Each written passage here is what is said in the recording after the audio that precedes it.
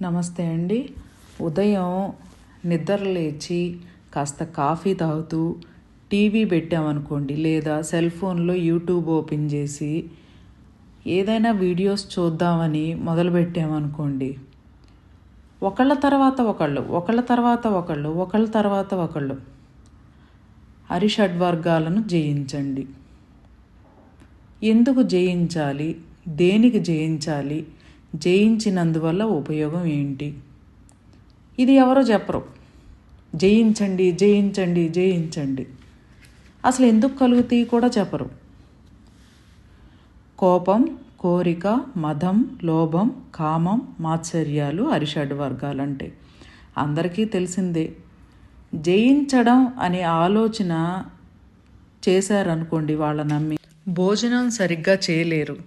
Non veg తింటే ఒక కోడి, ఒక మేక అనే జీవులను చంపినట్టు మీరు అవి తింటే రాక్షసులుగా మారిపోతారు, రాక్షసులకు ఉండే లక్షణాలు వస్తాయి అని శ్రీకృష్ణ పరమాత్ముల వారు, వెంకటేశ్వర స్వామి, అమ్మవారు వీళ్ళ దగ్గరకు వచ్చి చెప్పినట్లే చెప్తారు. నేను ఎవరిని ఉద్దేశించి అంటుంది కాదండి. నేను నా జీవిత ప్రయాణంలో ఇవన్నీ తెలుసుకున్న విషయాలని నేను మీతో హ్యాపీగా షేర్ చేస్తున్నాను. మీరు కూడా ఒక్కసారి ఆలోచించండి. ఏది సత్యం, ఏది ఊహ, ఏది కల్పన, ఎవరి కోసం ఇలాంటి కల్పితాలు కల్పించుకున్నారు, ఎవరిని నాశనం చేయడానికి ఇలాంటి కల్పితాలు కల్పించి ఇంకా భయాన్ని పరిచయం చేసి భయంతో ఉన్న మనల్ని ఇంకా భయానికి లోన్ చేసేసి ఎవరు స్వార్థపూరితంగా మంచి చేస్తున్నామనే పేరుతో నాశనం చేస్తున్నారు అనేది నాకు అర్థమైనట్లు మీరు కూడా ఆలోచిస్తే అర్థమవుతుందని ఒక ఆలోచనతో నేను నా జీవిత ప్రయాణంలో తెలుసుకున్న విషయాల్ని ఎవరిని నేను అనకుండా నేను తెలుసుకున్న విషయాలు మీతో షేర్ చేస్తున్నాను. ఎవరిని నేనేమంటలేదు. నాకు కాంట్రవర్సీ చేయాల్సిన అవసరమే లేదు ఫస్ట్ ఆఫ్ ఆల్. ఎందుకంటే నా పని, నా యొక్క టైం దానికి స్పెండ్ చేశాను అనుకోండి, ఇక అసలు జీవితంలో ఎదగలేమంటే వెళ్ళాల్సిన దారిలో వెళ్ళకోకుండా ఎటో వెళ్ళిపోతాం. అందుకని నాకు అసలు ఎవరిని ఉద్దేశించాల్సిన అవసరం లేదు. అలాగే నేను ఇవన్నీ ఉన్నాయా లేవా అని నేను రీసెర్చ్ చేసి తెలుసుకున్నవి మీతో షేర్ చేస్తున్నాను. మళ్ళీ ఇన్నిసార్లు చెప్తున్నాను. మీరు కూడా ఒకసారి ఆలోచిస్తారనే ఆలోచనే, అంతకు మించి ఇంకేమీ లేదు. ఎందుకు అని అంటే అది కూడా మనం భయాలతో ఎంత జీవితాన్ని నాశనం చేసుకున్నాం. కనీసం మన బిడ్డలకైనా మంచిగా చెప్పి వాళ్ళ జీవితంలో భయం అనేది లేకుండా, భయం ఉండవలసిన చోట ఉండాలి. ప్రతిదానికి భయం అవసరం లేదు. అర్థం చేసుకోండి, ఇక్కడ ప్రతిదీ అర్థం చేసుకోండి, ఆలోచించండి. ఇది అంటే ఆధారం లేని వాటిని నమ్మి ఇంకా నాశనం అవ్వద్దు. ఇప్పటివరకు అయిపోయింది, భ్రష్టు పట్టింది చాలు. మనం వీళ్ళ దగ్గరికి భగవంతుడే వచ్చి చెప్పినట్టు చెప్తారు. మనుషులం అనే మనకు బుద్ధి ఉంది, కోరిక జయించండి అన్నారు అనుకోండి. కోరికలు కలిగించేది లివర్. కోరిక జయించాలి అనుకోండి, ఒకవేళ లివర్ని కోసేసుకోవాలి, తీసేసుకోవాలి. లివర్ లేకుండా బతకగలమా మనం? ఒకసారి ఊహించండి, ఆలోచించండి. మనుషులం అయిన మనం ఈ హరిషడ్వర్గాల్ని ప్రాక్టికల్గా అనుభవించి వాటి ద్వారా పొందిన అనుభవాలు, నేను చెప్పే ప్రతి మాట ఒక్కసారి సావధానంగా అంటే ప్రశాంతంగా వినండి, ఆలోచించండి. మన ఇంట్లో అమ్మా నాన్న ఉంటారు, అందరికీ ఉన్నారు. అమ్మా నాన్న దగ్గర నుంచి మనం వచ్చాం. ముందు జాగ్రత్తగా మనం ఏమన్నా పని చేస్తున్నాము అని చెప్పామనుకోండి, అమ్మా డాడీ ఇక్కడ ఒక పెట్టుబడి పెడదాం అనుకుంటున్నాను, అక్కడ ఎలా ఉంటుంది, ఇక్కడ డబ్బులు ఇన్వెస్ట్మెంట్ చేద్దాం అనుకుంటున్నాను, లేకపోతే వాళ్ళతో ఇలా నేను మాట్లాడదాం అనుకుంటున్నాను అని ఎప్పుడన్నా మనం మన తల్లిదండ్రుల దగ్గర మన అభిప్రాయాన్ని చెప్పామనుకోండి, వాళ్ళు ఏం చేస్తారు? ఈ పని చేయడం వల్ల ఈ ప్రాబ్లం వస్తుంది అని చెబుతారు. ఎందుకు చెప్తారు? వాళ్ళ జీవితంలో అలాంటివి చేయడం వల్ల వాళ్ళకి చెడు జరిగిందా మంచి జరిగిందా అని ప్రాక్టికల్గా అనుభవించారు. అనుభవించడం వల్ల మనకి ఇక్కడ చెడు జరుగుతుంది, ఇక్కడ మంచి జరుగుతుంది అని చెప్తారు. ఈ అనుభవం ఎలా వస్తుంది? ఆ పని చేయడం వల్ల అనుభవం వచ్చింది. మనం ఆ పని చేయడం వల్ల నష్టపోతాం కాబట్టి వాళ్ళు ఈ పని వద్దులేమ్మా అని చెప్తారు. అది అనుభవం ద్వారా వారికి తెలుస్తుంది. ఇలా ప్రతి మనిషి ఒక పని చేసి ఆ పనిలో ఉన్న విషయం, ఆ పని చేయడం వల్ల ఉపయోగం ఉందా లేదా, డబ్బులు వస్తాయా డబ్బులు పోతాయా అని తెలుసుకుని, డబ్బులు వస్తే ఎంత బాధ్యతగా ఆ డబ్బుల్ని ఎవరి కోసం వాళ్ళు, మీరు డబ్బులు పెట్టుబడి పెట్టి డబ్బును సంపాదించారనుకోండి, ఆ డబ్బుల్ని బాధ్యతగా ఖర్చు చేసుకోవాలి. ఎవరి కోసం? మీకోసం మీరు ఖర్చు చేసుకోవాలి. అదే డబ్బులు పోతే ఏ తప్పు చేశామా, దేనివల్ల ఇక్కడ డబ్బులు పోయాయి అని తెలుసుకోవడం, ఇదే అనుభవం. ఇంకోసారి ఆలోచించి ఇన్వెస్ట్మెంట్ చేస్తారు, డబ్బులు పెడతారు అక్కడ. తొందరపాటుతనంతో డబ్బులు పెట్టరు. ఇలా తెలుసుకోవడమే అనుభవం. ఇలా అనుభవపూర్వకంగా తెలుసుకోవాలి. అరిషడ్ వర్గాలు అయిన కోపం, కోరిక, మదం, లోభం, కామం, ఆశ్చర్యాలు ఇవి మీరు చేసే పనుల్లోనే ఎదురవుతూ ఉంటాయి. అంటే మీరు ఒక ఆఫీస్కి వెళ్ళారనుకోండి, అక్కడున్న ఫ్రెండ్స్లో ఎవరన్నా మీకు నచ్చని పని చేశారనుకోండి, వాళ్ళ మీద మీకు కోపం కలుగుతుంది. అది అరిషడ్ వర్గాల్లో ఒక పనే కదా. పని చేసేటప్పుడు కోపం వచ్చి అలాగే మీ బాస్తో గొడవ పడితే బాస్ ఏం చేస్తారు? మీ మేనేజర్ కానీ, మీ టీం లీడర్ కానీ, హెచ్ఆర్ కానీ ఏం చేస్తారు? 1-2 సార్లు హెచ్చరిస్తారు. పద్దాకా మీకు కోపం వచ్చి గొడవ పడ్డారనుకోండి, పనిలోంచి పీకేస్తారు. అప్పుడు మీకేం అర్థమవుతుంది? కోపంతో గొడవ పడితే ఉద్యోగం పోయింది. సో ఎక్కడ కోపం ప్రదర్శించాలో అని ఈ పని వల్ల, గొడవ పడడం వల్ల తెలుసుకుని, ఇక్కడ నుండి అయినా గొడవ పడేటట్టు ఒళ్ళు దగ్గర పెట్టుకుని ప్రవర్తించాలి అనుకుంటారు. ఎవరనుకుంటారు? మీరు మీ మనసులో అనుకుంటారు. ఇలా ఎంతమంది మనసులో ఫీల్ అయ్యి ఉంటారో మీకు మీరే చెక్ చేసుకోండి. ఇక్కడ కోపం జయించారా, కోపం రావడం వల్ల నష్టం జరిగింది అని అనుభవపూర్వకంగా తెలుసుకున్నారా? చెప్పండి. అనుభవపూర్వకంగా తెలుసుకోవడం వల్ల కోపం నష్టం కలిగించింది, ఇంకొకసారి కోపం అనవసరంగా ప్రదర్శించకూడదు అని గ్రహిస్తారు. ఇలా తెలుసుకుని వీటిల్లో ఏమీ లేదు అని గ్రహించి ఆత్మజ్ఞానం తెలుసుకుని పరమాత్మను చేరడం, ఇదే జన్మ తీసుకున్నందుకు అర్థం. ఇలా మిమ్మల్ని మీరు తెలుసుకోవాలంటే మీలో ఉన్న ఆర్గాన్స్లో భగవంతుని శక్తి, జీవశక్తి, ప్రాణశక్తి అద్భుతంగా జరగాలి. అప్పుడు పనిగట్టుకుని హరిషడ్ వర్గాలను జయించాల్సిన అవసరం లేదు. దేనికి దానికే కోపం వచ్చింది, కోపం వల్ల నష్టం జరిగింది. అలాగే కోరిక కలిగింది, ఈ కోరిక కోసం ఏమైనా అప్పులు చేయాల్సి వచ్చిందా, ఈఎంఐలు కట్టి ఎంత నష్టపోయారో అది అనేది గ్రహిస్తారు. ఇట్లా ఒక్కొక్క దాన్ని అనుభవపూర్వకంగా తెలుసుకుంటారు. తెలుసుకున్నప్పుడు ఇంకోసారి ఆ పని చేయకుండా ఉంటారు. చాలామంది చెప్తారు, ఈ అరిషడ్ వర్గాలను మీరు జయించకపోయారనుకోండి నరకానికి వెళ్తారు అని. అంటే వీటి వల్ల పాపం చేసేస్తారు. మీరు చేయడం వల్ల మిమ్మల్ని యమధర్మరాజుల వారు దున్నపోతు మీద వచ్చి కొట్టుకుంటూ తీసుకెళ్తారు. మీరు ఎప్పుడైనా చూసారా?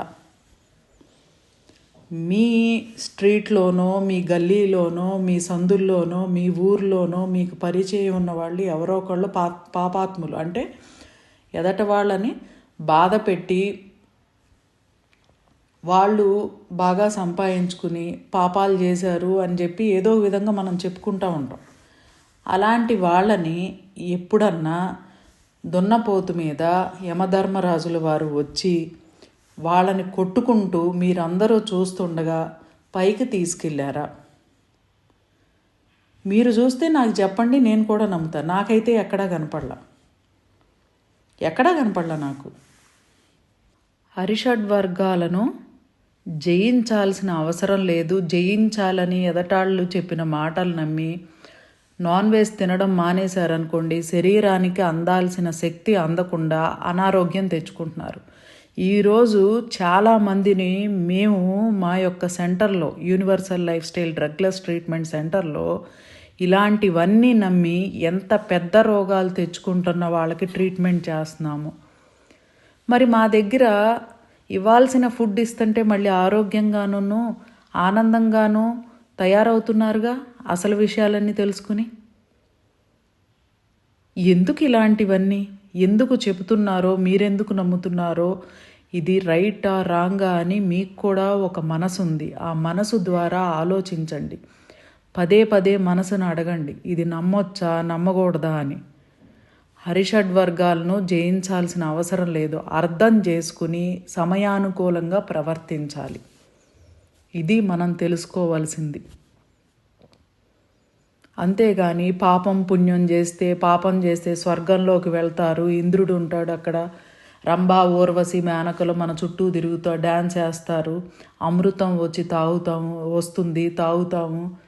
అదే పాపం చేస్తే యమధర్మరాజుల వారు వచ్చి దున్నపోతు మీద, ఆయనేమో దున్నపోతు మీద కూర్చుని మన్నేమో తాడేసి ఇట్లా లాక్కెళ్తూ ఉంటుంటే రోడ్డు మీద ఉన్న మట్టి అవన్నీ కొట్టుకుని, రాళ్ళు కొట్టుకుని రక్తం వచ్చేస్తుంది. ఇవన్నీ సినిమాల వరకే పరిమితం, నిజ జీవితాల్లో ఎప్పుడూ జరగలేదు. నేనైతే ఎప్పుడూ చూడలే. మీరేమన్నా చూసుంటే కామెంట్స్ చేయండి. ఫోటోలు ఏమన్నా మీ సందుల్లోనూ అట్లాంటివి ఏమన్నా జరిగితే సంఘటనలు ఫోటోలు తీసి యూట్యూబ్లోనూ ఇన్స్టాగ్రాముల్లోనూ పెట్టండి. అందరం చూసి ఓహో నిజంగానే ఉన్నారు యమధర్మరాజుల వారు అని చెప్పి అనుకుంటాం. ఇట్లాంటివి అయితే ఎప్పుడు జరగలేదు, నేను చూడలేదు. సో ఆత్మజ్ఞానం తెలుసుకోవాలి. ఎట్లా ఈ పని చేయడం వల్ల ఇలా నష్టం జరిగింది, అనుభవపూర్వకంగా ప్రతి మనిషి తెలుసుకోవాలి. ప్రతి మనిషిలోనూ అద్భుతమైన భగవంతుని శక్తి ఉంది. ఇక్కడ కులాలతోనూ మతాలతోనూ పని లేదు. ప్రతి మనిషి ఆ భగవంతుడి నుంచి, మీరు ఇష్టపడే దేవుడే అనుకోండి, ఆ దేవుడి నుంచి వచ్చిన వాళ్ళమే. చివరికి ఎక్కడి నుంచి వచ్చామో అక్కడికే వెళ్ళి కలుస్తాం. చనిపోయిన తర్వాత ఎక్కడికి వెళ్ళి కలుస్తాం? ఏదన్నా మైక్రోస్కోపులు పెట్టుకుని చూసిన వాళ్ళు ఎవరన్నా ఉన్నారా? పోనీ అందరూ మేము సాధనలో తెలుసుకున్నాం, ధ్యానంలో తెలుసుకున్నారు. ఎప్పుడు తెలుసుకున్నారు? ప్రతిదీ అనుభవపూర్వకంగా చేసి దాంట్లో ఏముంది ఏమి లేదు తెలుసుకుని సమయానుకూలంగా ప్రవర్తించడం వల్ల తెలుసుకున్నారు. అలాగే దాని ద్వారా జ్ఞానం పొంది, ఆత్మజ్ఞానం పొంది పరమాత్మను చేరారు. సృష్టి ఎన్నో అద్భుతాలు చేస్తుంది. మనం సృష్టిని నిర్మించడం కాదు, సృష్టికి అనుగుణంగా నడవాలి. అర్థం చేసుకుని, అంటే సత్యంలో నడవాలి, అది చెయ్యాలి. కానీ ఎంతసేపు అసలు ఎదటి వాళ్ళు ఏం చెప్తున్నారో, వాళ్ళు ఏం చదివారో, వాళ్ళు కల్పితాలు కల్పించుకుని చెబుతున్నారో లేదో అని మనం ఆలోచించాలి దయచేసి. దీనివల్ల ఎంతమంది జీవితాలు వెనకబడిపోతున్నాయో. వాళ్ళు జీవితంలో బాగుండాలని అడుగులు వేస్తుంటే ఇలాంటి భయాలను కల్పించి, గ్రహాల ప్రభావం ఉంది, రవి కేతువును చూస్తున్నాడు, కుజుడు బాగోలేదు, కేతు రాహులు పూజ చేయించండి, ఎందుకు చెబుతున్నారో నాకైతే తెలీదు. మీరు అదే వాళ్ళని మీరు వెళ్ళి గట్టిగా అడగండి, నాకు ఈ పని చేయాలని ఉందంటే సంకల్పంగా పట్టుదలగా సంకల్పం చెప్పుకొని పట్టుదలగా చెయ్యి, అప్పుడు సక్సెస్ అవుతా అంటారు. అప్పుడు ఎందుకంటారు మరి? మన మనసులో మనస వాచ కర్మణ ఆ పని చెయ్యాలి. అలాగే చేసే పనిలో నేను ప్రతిరోజు అద్భుతమైన విజయాన్ని పొందుతాను అనే ఆలోచన మనకుండాలి. మన మీద నమ్మకం మనకుండాలి. మన మీద మనకి నమ్మకం కలగాలి అంటే జలతత్వం. మీలో భయాన్ని క్రియేట్ చేసే ఆర్గాన్స్ ఏంటి?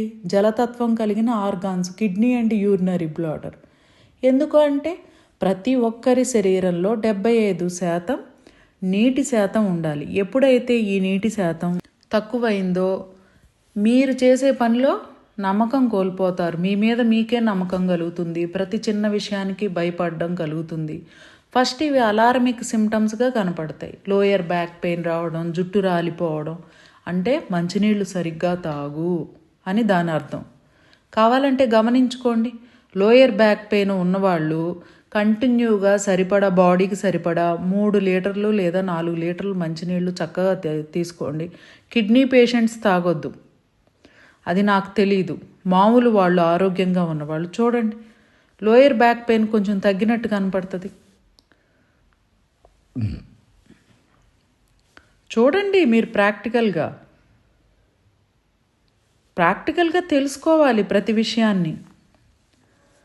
ఇలా మీలో ఉన్న భగవంతుని శక్తి ఎక్కడ ఉంటుంది?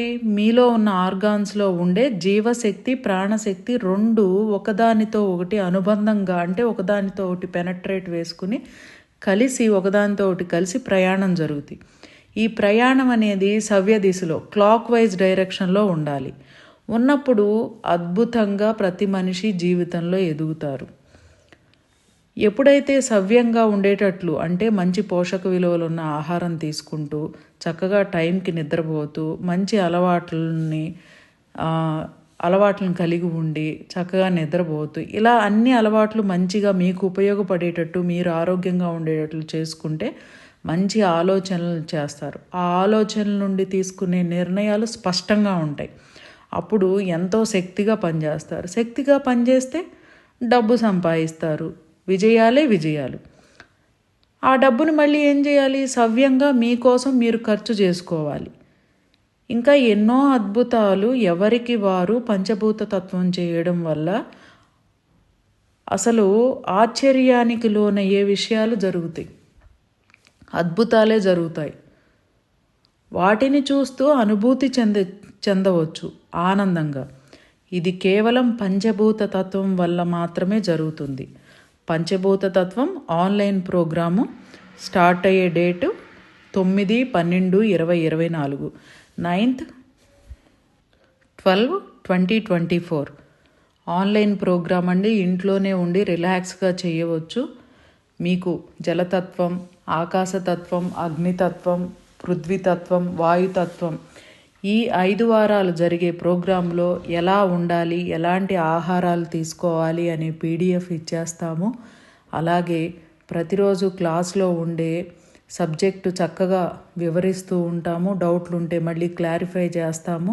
A to Z ఒక మనిషి అద్భుతంగా జీవించడానికి ఉపయోగపడే నాలెడ్జ్ అంతా డాక్టర్ మురళీధర్ గారు ఇచ్చేస్తారు. మీ డౌట్స్ని క్లారిఫై చేస్తారు. అన్నీ A to Z. భగవద్గీతలో శ్రీకృష్ణ పరమాత్ముల వారు ఎలా జీవించాలని చెప్పారు, కాన్షియస్ మైండ్ ఏంటి, సబ్కాన్షియస్ మైండ్ ఏంటి, మనీ అనే సబ్జెక్టు గురించి, మనీ గురించి ఎలాంటి ఆలోచనలు చేయాలి, ఎలాంటి హార్మోన్ రిలీజ్ అయితే మనీ అనేది మీ దగ్గరకు వస్తుంది, వచ్చిన డబ్బుని మీరు ఎలా బాధ్యతగా మీకోసం మీరు ఖర్చు చేసుకోవాలి. కొంతమంది స్వార్థానికి, ఇప్పుడు మీరు 10,000 సంపాదిస్తున్నారనుకోండి, దాంట్లోంచి 5,000 గురువు గారికి ఇచ్చేయాలని చెప్తున్నారు. ఇది 100% రాంగు, నమ్మి ఇవ్వమాకండి.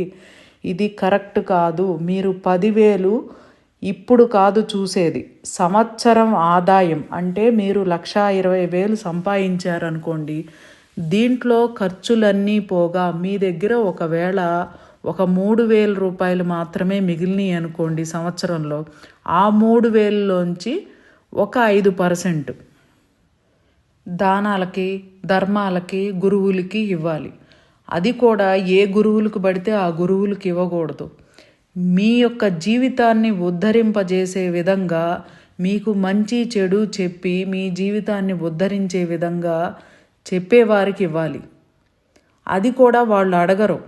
మీరు సంతోషంగా ఇక్కడికి వచ్చే వాళ్ళకి ఎవరికైనా, ఆ గురువు దగ్గరికి వచ్చే వాళ్ళ దగ్గరికి ఎవరికైనా ఉపయోగపడతాయని అక్కడ పెట్టేసి వెళ్ళాలి. అంతేగాని ఇక్కడ మీరు ఖచ్చితంగా ఇవ్వాలి అని ఆ యొక్క గురువులు చెప్పరు. వాళ్ళు అర్థం చేసుకోండి. ఈ మధ్యకాలంలో ఈ పనికి మాలినది ఒకటి బాగా ఇంప్లిమెంట్ చేసేసి జనాల దగ్గర ఎట్లా డబ్బు కొట్టేయాలో అట్లా కొట్టేస్తున్నారు. గురువులకి ఇవ్వాలి. గురువులు ఎవరు గురువు చెప్పండి? ఇక్కడ ప్రతి మనిషికి సృష్టి తరపు నుంచి, భగవంతుడి తరపు నుంచి rule is rule for all. మీరు కావాలంటే చదువుకోండి, రీసెర్చ్ చేయండి. అనాథ శరణాలయానికి ఇవ్వాలి, అన్నదానానికి ఇవ్వాలి. దీంట్లో మీకు ఉపయోగపడేది ఏదన్నా ఉందా? మీకు వచ్చే 10,000లో 5,000 అన్నదానానికి, గోశాలకి, గురువుకి, ఇంకొక దానికి ఇచ్చేశారనుకోండి, మీరేం తింటారు? ఇంట్లో పెళ్ళాం పిల్లల్ని, భర్త పిల్లల్ని ఏం పెట్టి పోషిస్తారు? ఆ యొక్క నికర ఆదాయం అంటే 1,20,000, నెలకి 10,000 సంపాదిస్తున్నారు అనుకోండి. మళ్ళీ చెప్తున్నాను, సంవత్సరం 12 నెలలకి 1,20,000 సంపాదిస్తారు. 1,20,000లో అంతా ఖర్చు అవ్వగా మీ దగ్గర కేవలం 5,000 రూపాయలే మిగిలి ఉన్నాయి. ఈ 5,000 రూపాయల్లో కూడా 1,000 రూపాయలు ఎవరైతే డబ్బు సంపాదించారో వాళ్ళు ఖర్చు చేసుకోవాలి. రెండో 1,000 ఉంటుంది కదా, అది భార్యకి, పిల్లలకి ఇవ్వాలి. మూడో 1,000 రూపాయలు తల్లిదండ్రులకి ఇవ్వాలి. నాలుగో 1,000 రూపాయలు జ్ఞానం వేపు అంటే చదువుకునే వాళ్ళకి ఇవ్వాలి. ఐదో 1,000 రూపాయలు జంతువులకి, మీతో పాటు ఈ భూమి మీద జీవిస్తున్న జీవాలకి ఇవ్వాలి. ఇది లెక్క. గురువులకి ఇచ్చేయండి, అన్నదానానికి ఇచ్చేయండి అంటాం కరెక్ట్ కాదు. ఇలా జీవరాశులు జ్ఞానం వైపు అడుగులు వేసేవారు ఎవరి దగ్గర ఉంటారు? గురువుల దగ్గర ఉంటారు. అందుకని వాళ్ళకి ఇవ్వాలి. ఎందుకు ఇవ్వాలి? చదువుకునే పిల్లలు ఎవరి దగ్గర ఉంటారు? గురువుల దగ్గర ఉంటారు, స్కూల్లో ఉంటారు. మనం చదువుకున్నామంటే మినిమం మాత్రం మన గురువులు మనకు చెప్పబట్టే కదా. ఆ స్కూల్కి డొనేషన్ చేయాలి. అసలు అన్నదానానికి డొనేషన్ చేయాలి అనేది తర్వాత రోజుల్లో చెప్పబడింది. కానీ అసలు ఎప్పుడు ఎక్కడ నాకు తెలిసినంత వరకు నా రీసెర్చెస్లో తెలుసుకున్నది మాత్రం అన్నదానానికి కాదు, జ్ఞానం వైపు అడుగులు వేసే వాళ్ళకి మాత్రమే డబ్బులు ఇవ్వడానికి పర్మిషనబుల్. అది కూడా మనం ఇచ్చామని తెలియకూడదు, మనం పేపర్లో ఎంచుకోవాల్సిన అవసరం లేదు, యూట్యూబుల్లో వీడియోలు చేసి పెట్టాల్సిన అవసరం లేదు.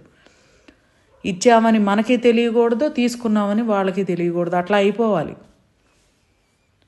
అప్పుడు భగవంతుడు ఏం చేస్తారంటే మనం ఇచ్చిన దాన్ని సద్వినియోగం చేసుకుంటున్నారని ఇంకా మనకి ఎక్కువ రావడానికి సోర్సెస్ క్రియేట్ చేస్తారు మనకున్న సరౌండింగ్స్లో. అది దానం అంటే. అసలు ఎవరన్నా ఒక మంచి నా జాతకం బాగాలేదు, అన్నీ ఎదురు తిరుగుతున్నాయి అని చెప్పి వెళ్ళి గురువు దగ్గరికి వెళ్ళారనుకో, అన్నదానం పెట్టండి, నా పాదాలకు పూజ చేయండి, గోశాలకు దానం చేయండి, రోడ్ల మీద పడుకున్న వాళ్ళకి దుప్పట్లు ఇవ్వండి.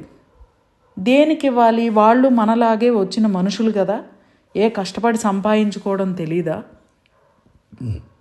చెప్పండి. ప్రతి మనిషికి భూమి మీద ఆహారం ఉంది.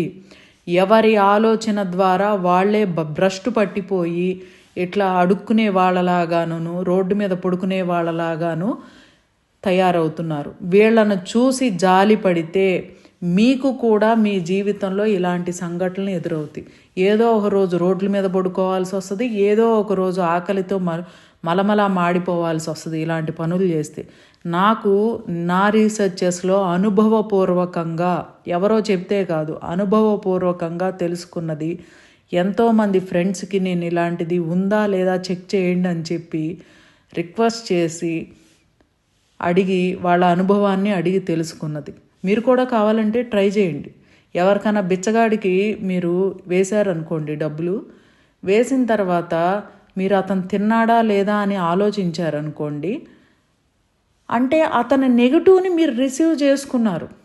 ఇక్కడ బాగా అర్థం రిసీవ్ చేసుకుని ఒక్క నిమిషం ఆలోచించిన ఏదో దాని తర్వాత ఎప్పుడో ఒక రోజు మీకు ఆకలి వేస్తే మీకు ఫుడ్ దొరకదు.